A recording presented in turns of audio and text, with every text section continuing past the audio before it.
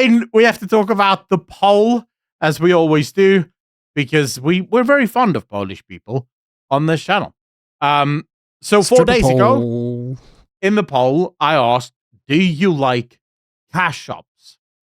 We've asked this question, actually. I love cash shops. In various different ways over the course of this channel's history, the 1-year history that we've had on this channel so far. But it's always been related specifically to a game, right? So I'll ask, what do you think of this cash shop in this game or whatever? This was the first time where I asked it super open-ended. We had 290 votes. Yeah?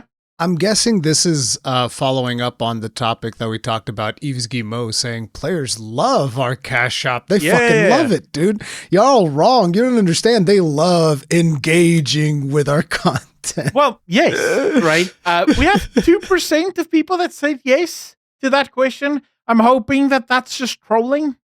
They're just going, listen, there's two things that can happen when people answer yes to that question. Mm-hmm. Number one, they're trolling, which is likely the outcome. Number two, they were dropped in their heads as children. Those are the two options, really. I like that. If you were trolling, if you were one of the people who actually voted in this and you said yes, just write troll in the comment section. Yes. It'll confuse people who have not watched the podcast yet, but we will know.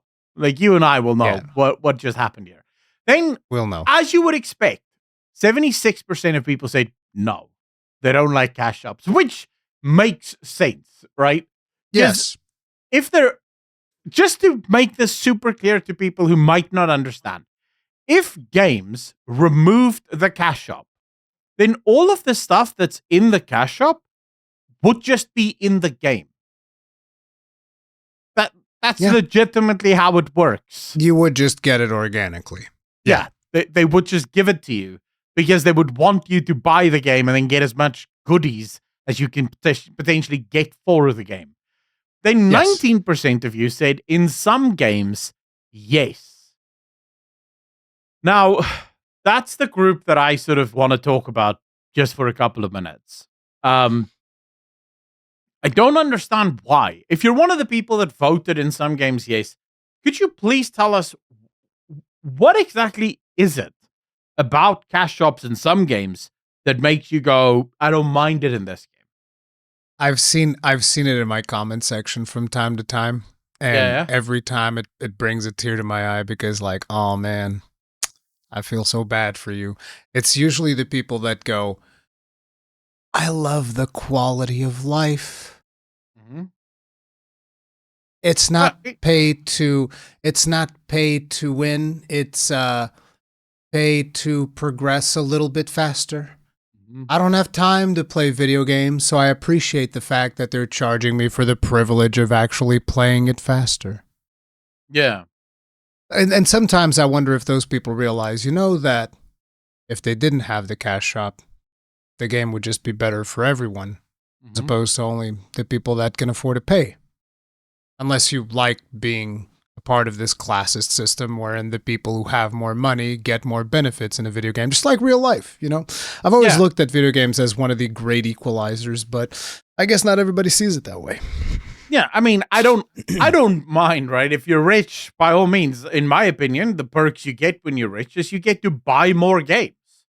Like, that's a great perk to have, right? And I wouldn't want to take that perk away from anyone. If you're working hard, you should be able to buy all the games you want.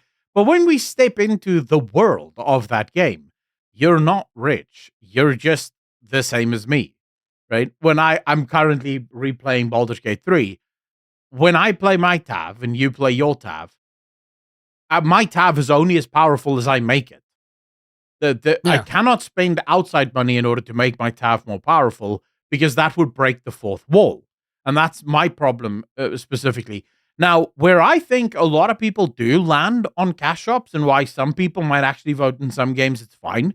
I would say things like League of Legends, so super free-to-play games, or MMOs like Guild Wars 2 or even Elder Scrolls Online, where it is a free-to-play or at least buy-to-play. And so the cash shop allows them to offer the game freely to everyone that plays, right? And there, you probably don't mind the cash shop as much. But even someone here, Sky's Tamer, said in the comment section, They don't mind it in games like Guild Wars 2, but what they do hate is the sort of convenience features and the creep of convenience features. So you would rather add. And as somebody that has played quite a bit of Guild Wars 2, that inventory is a fucking nightmare, bro. It is absolute, like, bro. It almost screams, buy more bags. Yeah. You just need to go to the shop and buy some bags. It would be so much better for you if you just bought some bags. And it's like, God damn it. I hate that. Like, sell cosmetics on there, whatever, right? Yeah. It's a free-to-play game. Sell cosmetics on there, fine. But, like, the inventory stuff is like, ugh, shit. The problem that I have usually with that is, and this is what I think so many people miss, right, is when you add a service like this to the cash shop, it creates a counter incentive. Because someone wants that cash shop to flourish and make money. The someone that wants that cash shop to flourish and make money isn't a gamer. They don't care about video games. They themselves don't play video games. And so they will continuously put pressure on the developers to make certain features pop a little bit more. And so developers will continuously invent new pieces of loot, new types of stuff that they can put inside your bags with the express idea of filling up those bags so that you're constantly forced to buy better bags or new bags or more bags. This is how it works. It's the same thing that happens when you're selling XP potions on a cash shop. You would think that all that would mean is that some people get to XP faster, right? They level a little bit faster. But that's never how it works. Instead, what they do is they lower the experience for everyone by 10% and then grant 10% on top of that, right? Because it becomes a punishment. And if you want to get out of the punishment, you have to buy the solution to the punishment. They create the problem and sell you the solution. Yeah. And I'm not a big fan of that at all. And the problem with being accepting of a lot of these quality of life things is that they then spread to other games they have no business in being in, and like bringing us back around full circle, considering that this topic was brought about because of Izagimo saying people love our cash shop. They then end up in single player games like Assassin's Creed, wherein the game was absolutely, the last one that I played, which was Odyssey, was absolutely balanced like a piece of dog shit, intended for you to go and get the XP boosters and the coin double. It literally has a coin doubler where you just make twice the amount of. It's a permanent thing, by the way. Like, you can just straight up buy I don't know if it was 5 or 10% additionally XP forever. And you just gain double the currency, and then you can also just buy the materials for upgrading your ship, and you can buy better armor, super powerful, and better, by the way, and better armor and better weapons and all. And it's like, no, bro, no, fuck off with that shit. That's garbage. That's absolute garbage. Yeah. Oh, and I need to point this out because the last time you and I spoke about Odyssey, there were people in the comment section going, "What are you talking about? This is absolutely untrue." There was so much. Here's what I have to say. Listen. After, Here's what I have to say to those people. Fuck you. So I will say to those people that say it's not true, when did you play the game? Because if you played it on launch, that was the experience. Yes, thanks to the incredible fallout from people like myself, Rurikhan, and other gamers that were so pissed off. They were forced to do patches and changes in order to make the game less grindy and less obnoxiously sort of greedy. But let me add something to my reply. Yeah? Yeah, let me just add something to my reply. Fuck you, and you're welcome. On point. Rurikhan's chosen violence today. Like, having him swear in the first 7 seconds just makes him angry. No. Listen, like, nobody can come at me trying to defend anything that Ubisoft does. Okay, it's not. I'm not gonna let it fly. Not even once. Not even for a second. Not even for a nanosecond. Okay, nothing gets by me when it comes to Ubisoft. All right. I say that because I used to like I used to like Ubisoft games. That's what pisses me off so much. So, dude, I used to like a lot of the game companies that are absolute dog. Both of us used to love Blizzard. We would swear by Blizzard. We're like, Blizzard would never do me dirty. What do you mean? Dude, they would never. No, Blizzard, they would never.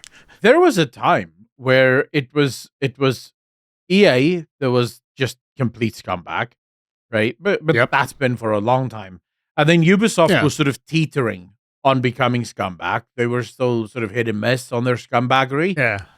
Whereas Blizzard stood out head and shoulders above the rest. People don't even know this, but it's just literally 2016. 2016, Blizzard was still considered a really good studio. Yeah. That made good, solid video games, really put the player first. And then things just went downhill fast. You know, it's the funny thing that I just realized. Yeah. You're saying 2016 like that wasn't that long ago. 2016 was 9 years. It was almost a decade ago, dude. Absolutely. You can't say it like that anymore. But it feels like just yesterday. It does. And you're just like, man, just in 2016, like just last year. It's like, no, bro, it was a decade ago, bro. But it feels like it was literally just yesterday, right? Like just last night. Dude. I still remember things from 2016 as if they happened just yesterday. Yeah, so, I know. It was fucking crazy. Absolutely crazy. But okay,